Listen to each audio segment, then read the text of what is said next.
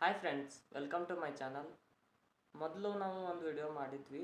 C A ಅಂದರೆ ಏನು, C A exams ಯಾವ್ಯಾವಿದೆ ಮತ್ತು ಅದರಲ್ಲಿ ಯಾವ್ಯಾವ ಸಬ್ಜೆಕ್ಟ್ ಇದೆ ಅನ್ನೋದ್ರ ಬಗ್ಗೆ ಒಂದು ವಿಡಿಯೋ ಮಾಡಿದ್ವಿ. ಈಗ ಸಿ ಎ ಆದಮೇಲೆ ಯಾವ್ಯಾವ ಜಾಬ್ ಆಪರ್ಚುನಿಟಿ ಇರುತ್ತೆ, ಸಿ ಎ ಯಾವ್ಯಾವ ಕೆಲಸ ಮಾಡ್ಬೋದು ಅನ್ನೋದ್ರ ಬಗ್ಗೆ ನೋಡ್ತಾ ಹೋಗೋಣ. ಎಲ್ಲರೂ ಅಂದ್ಕೊಂಡಿರ್ತೀರ ಸಿ ಎ ಅಡಿಟಿಂಗ್ ಮಾತ್ರ ಮಾಡ್ತಾರೆ ಅಂತ, ಆದರೆ ಅಲ್ಲ, ನೀವು ತಿಳ್ಕೊಂಡಿರೋದು ತಪ್ಪು. ಸಿ ಎ ಇನ್ನೂ ತುಂಬ ಕೆಲಸ ಮಾಡ್ತಾರೆ. ಅವ್ಯಾವ ಅಂತ ನೋಡೋಣ. ಮೊದಲನೇದಾಗಿ ಸಿ ಎ ಅಕೌಂಟಿಂಗ್ ಮಾಡ್ತಾರೆ. ಅಕೌಂಟಿಂಗ್ ಅಂದರೆ ಈಗ ಯಾವುದಾದ್ರೂ ಒಂದು ಬಿಸ್ನೆಸ್ ಇರುತ್ತೆ, ಆ ಬಿಸ್ನೆಸ್ನ ಫೈನಾನ್ಷಿಯಲ್ ಸ್ಟೇಟ್ಮೆಂಟ್ಸ್ ಅಂದರೆ ಒಂದು ಬಿಸ್ನೆಸ್ನ ಇನ್ಕಮ್ ಸ್ಟೇಟ್ಮೆಂಟ್ ಮತ್ತು ಪೊಸಿಷನಲ್ ಸ್ಟೇಟ್ಮೆಂಟ್. ಇನ್ಕಮ್ ಸ್ಟೇಟ್ಮೆಂಟ್ ಅಂದರೆ ನಿಮ್ಮ ಆದಾಯ ಮತ್ತು ಬಿಸ್ನೆಸ್ ಪರ್ಫಾರ್ಮೆನ್ಸ್ ಏನು ಅನ್ನೋದನ್ನು ತಿಳಿಸೋ ಒಂದು ಸ್ಟೇಟ್ಮೆಂಟು. ಪೊಸಿಷನಲ್ ಸ್ಟೇಟ್ಮೆಂಟ್ ಅಂದರೆ ಅಸೆಟ್ಸ್ ಮತ್ತು ಲಯಬಿಲಿಟಿ ಯಾವ್ದು ಹೆಚ್ಚಿದೆ ಅನ್ನೋದನ್ನ ತಿಳಿಸೋದು ಪೊಸಿಷನಲ್ ಸ್ಟೇಟ್ಮೆಂಟ್. ಇದೆರಡನ್ನು ಸೇರಿಸಿ ಫೈನಾನ್ಷಿಯಲ್ ಸ್ಟೇಟ್ಮೆಂಟ್ಸ್ ಅಂತ ಕರೀತಾರೆ. ಇದನ್ನ ಸಿ ಎ ಪ್ರಿಪೇರ್ ಮಾಡ್ತಾರೆ ಮತ್ತು ಅಕೌಂಟೆಂಟು ಇದನ್ನ ಪ್ರಿಪೇರ್ ಮಾಡಬಹುದು. ಹೀಗೆ ಪ್ರಿಪೇರ್ ಮಾಡಿದ ಫೈನಾನ್ಷಿಯಲ್ ಸ್ಟೇಟ್ಮೆಂಟ್ಸ್ನ ಅಡಿಟ್ ಮಾಡಬೇಕು. ಇದನ್ನ ಸಿ ಎ ಮಾತ್ರ ಮಾಡ್ತಾರೆ. ಅಡಿಟ್ನ ಸಿ ಎ ಬಿಟ್ಟು ಬೇರೆ ಯಾರು ಮಾಡೋಕ್ಕಾಗಲ್ಲ.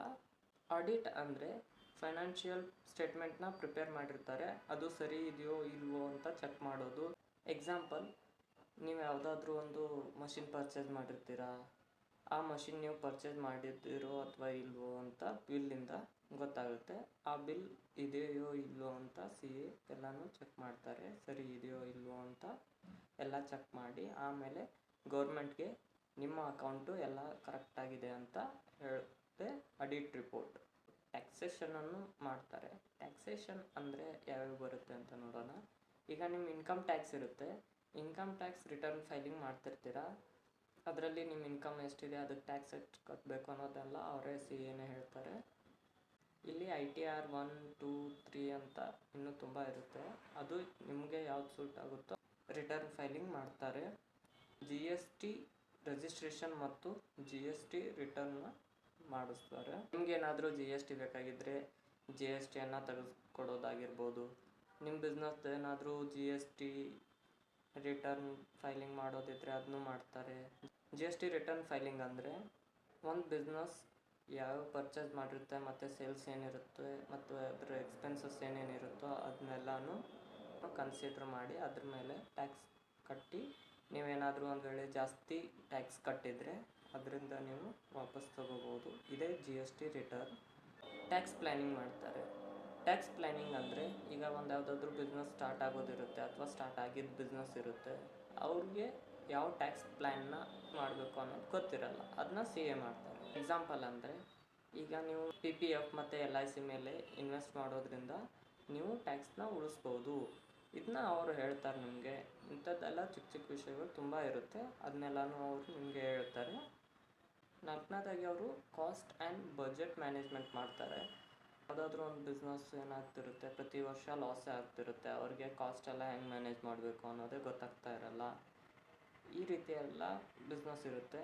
ಆ ಬಿಸ್ನೆಸ್ಗಳಿಗೆ ಸಿ ಎ ಯಾವುದ್ರಲ್ಲಿ ಅವ್ರದ್ದು ಎಕ್ಸ್ಪೆನ್ಸ್ ಜಾಸ್ತಿ ಆಗ್ತಾಯಿದೆ ಅದನ್ನ ಹೆಂಗೆ ಕಡಿಮೆ ಮಾಡಬೇಕು ಅನ್ನೋದ್ರ ಬಗ್ಗೆ ಎಲ್ಲ ಸಜೆಷನ್ ಕೊಡ್ತಾರೆ. ಅದನ್ನೇ ಕಾಸ್ಟ್ ಆ್ಯಂಡ್ ಬಜೆಟ್ ಮ್ಯಾನೇಜ್ಮೆಂಟ್ ಅಂತ ಕರೀತಾರೆ.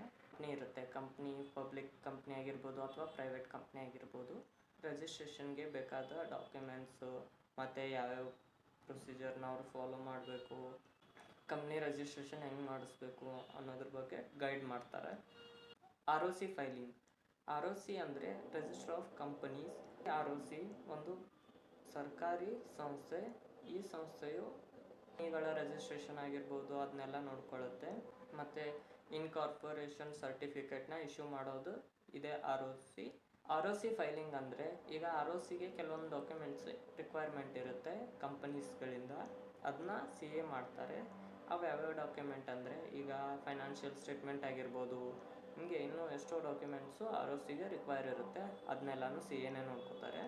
ಫೈನಾನ್ಷಿಯಲ್ ಅಡ್ವೈಸ್ ಮಾಡ್ತಾರೆ. ಫೈನಾನ್ಷಿಯಲ್ ಅಡ್ವೈಸ್ ಅಂದರೆ ಈಗ ನೀವೆಲ್ಲಾದರೂ ಇನ್ವೆಸ್ಟ್ ಮಾಡ್ತಿರ್ತೀರ, ಇನ್ವೆಸ್ಟ್ ಯಾವುದರಲ್ಲಿ ಮಾಡಬೇಕು, SIP ಎಲ್ಲಿ ಮಾಡಬೇಕು, ETF ಅಲ್ಲಿ ಮಾಡಬೇಕು ಅಥವಾ ಗೋಲ್ಡ್ ಮೇಲೆ ಮಾಡಬೇಕು, ಸಿಲ್ವರ್ ಮೇಲೆ ಮಾಡಬೇಕು ಅಥವಾ ಲ್ಯಾಂಡ್ ಮೇಲೆ ಮಾಡಬೇಕು ಅನ್ನೋದನ್ನೆಲ್ಲ ಸಿ ಎ ಹೇಳ್ತಾರೆ. ಯಾವುದು ಗೌರ್ಮೆಂಟ್ಗೆ ತಕ್ಕಂತೆ ಯಾವುದು ರಿಟರ್ನ್ ಕೊಡುತ್ತೆ, ನೀವು ಎಷ್ಟು ಮಟ್ಟಿಗೆ ರಿಸ್ಕ್ ತೊಗೋತೀರಾ ಅನ್ನೋದನ್ನೆಲ್ಲ ಕನ್ಸಿಡರ್ ಮಾಡಿ ನಿಮಗೆ ಯಾವ್ದು ಸೂಟ್ ಆಗುತ್ತೋ ಅದನ್ನ ಅವರು ಸಜೆಸ್ಟ್ ಮಾಡ್ತಾರೆ. ಇನ್ಶೂರೆನ್ಸ್ ಪಾಲಿಸಿ ತಗೊಳ್ಳುವ ಸಂದರ್ಭದಲ್ಲೂ ನಿಮಗೆ ಅಡ್ವೈಸ್ ಮಾಡ್ತಾರೆ ಯಾವ ಪಾಲಿಸಿ ಚೆನ್ನಾಗಿರುತ್ತೆ, ಯಾವ ಇನ್ಶೂರೆನ್ಸ್ ಪಾಲಿಸಿಯಿಂದ ನಿಮಗೆ ಬೆನಿಫಿಟ್ ಜಾಸ್ತಿ ಇರುತ್ತೆ ಅನ್ನೋದ್ರ ಬಗ್ಗೆ ಎಲ್ಲ ಹೇಳ್ತಾರೆ.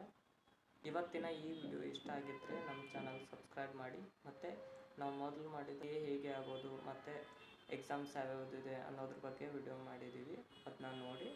Thanks for watching.